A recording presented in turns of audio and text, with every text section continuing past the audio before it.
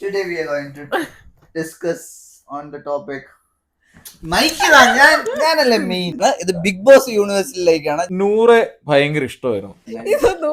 കണ്ണാടി അവിടെ തന്നെ ഇരിക്കും. ഈ ഇവിടെ ഇറങ്ങി കോടികൾ മുടക്കി ഇറങ്ങുന്ന പല സിനിമ ഇവിടെ പൊട്ടിപ്പോകുന്നുണ്ട്. അപ്പൊ ഈ 16 ലക്ഷം മുടക്കി ഒരു PR ടീമിന് കൊടുക്കുകയാണെങ്കിൽ ഇവിടുത്തെ എല്ലാ സിനിമകളും ഇല്ലെങ്കിൽ വിജയിക്കണമെന്ന് തീരുമാനിക്കുന്ന സിനിമകളെയൊക്കെ വിജയിപ്പിക്കാൻ ഈ PR ടീമിന് പറ്റൂല്ലോ. PR ഇവർക്കെതിരെ കളിക്കാൻ ഇവരെങ്ങനെ ഈ 90-ിലധികം ദിവസങ്ങൾ എവിക്റ്റ് ആവണം. പക്ഷെ അപ്പാനിക്ക് PR ഇല്ലെന്നാ പറയുന്നത്. അപ്പം മസ്താനി അറ്റാക്ക് ചെയ്തതാരോ ശൈത്യ എനിക്ക് ഒരു രീതിയിലും എന്നെ അക്സെപ്റ്റ് ചെയ്യാൻ പറ്റില്ല. ആര്യൻ ടാസ്ക് എന്ന് പറയുമ്പോഴത്തേനും ആര്യനെ വരെ ബ്രേക്ക് ചെയ്ത ആളാ നൂറ. ആദിലയുടെ വീഡിയോയിൽ പറഞ്ഞ ഒരു കാര്യം കറക്റ്റ്. ഇപ്പോഴത്തെ അവരുടെ ഒരു മെന്റൽ സ്റ്റേറ്റ് വെച്ചിട്ട് അവര് ശരി തെറ്റെന്ന് പറയാൻ പറ്റത്തില്ല. പോയിട്ട് തിരിച്ചു കയറി വന്ന ശൈത്യയുടെ മാനസികാവസ്ഥ എന്താണെന്നുള്ളത് എനിക്ക് മനസ്സിലാവും. സായി പറയുന്നത് അനുവിന് PR എന്നാ, പക്ഷെ സായി ആരുടെ PR ആണെന്നുള്ളതാണ് എന്റെ സംശയം.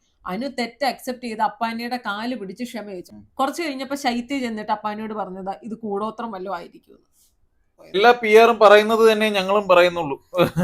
ഞങ്ങൾ അനുവിനെ ഇഷ്ടമില്ലാതിരുന്ന ആൾക്കാരായിരുന്നു, ഇപ്പൊ ഇഷ്ടപ്പെട്ട് പോയി എന്ന് പറയുന്നത് പോലെ നമ്മൾ PR എന്ന് പറഞ്ഞാൽ മതി, കാശ് കിട്ടുവാണെങ്കിൽ പുറത്തിറങ്ങിയിട്ട് അനു മറ്റേ ആൾക്ക് എല്ലാവർക്കും 100 രൂപ വെച്ച് തരുന്നുണ്ടെന്ന് പറയുന്ന പരിപാടി.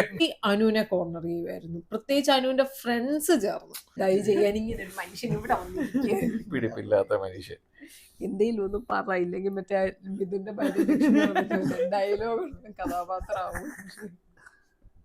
എനിക്ക് ഇതിനൊക്കെയുള്ള സ്വാതന്ത്ര്യം ഗൈസ് കിട്ടുന്നുള്ളൂ. എനിക്കതല്ലേ, എനിക്ക് ആദിലെ നൂറേയും ആണ് ഇഷ്ടം. പക്ഷെ അവരുടെ അങ്ങ് വിട്ടുകൊടുക്കാൻ പറ്റുന്നില്ല. ഇഷ്ടം കാരണം വെറുക്കാനും വയ്യ, ദേഷ്യം കാരണം ഇഷ്ടപ്പെടാനും വയ്യ, ആ ഒരു അവസ്ഥയാ.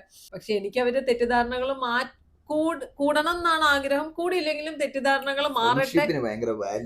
ഇത്രയും കഷ്ടപ്പെട്ട് അത്രയും ടാസ്കുകൾ ചെയ്യിച്ചത് നൂറ ചോദിച്ചതുപോലെ ഒരാഴ്ചത്തെ ഇമ്മ്യൂണിറ്റിക്ക് വേണ്ടിയിട്ടാണോ എന്ന് എനിക്ക് തോന്നിയിട്ടുണ്ട്. കാരണം അവര് 3 പേരും അവരുടെ തെറ്റിദ്ധാരണകൾ മാറ്റത്തെ.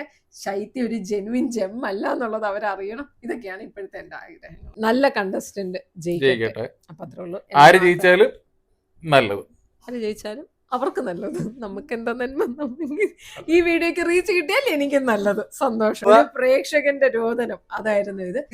ഇതിലെന്താണെങ്കിലും നമ്മൾ ഏറി പോകുന്ന എനിക്കറിയാം. എന്നാലും ഏറെ പോകണമെങ്കിൽ ആദ്യം 10 പേര് കാണണം. അപ്പം ഡിങ് ഡിങ് ഫോളോ.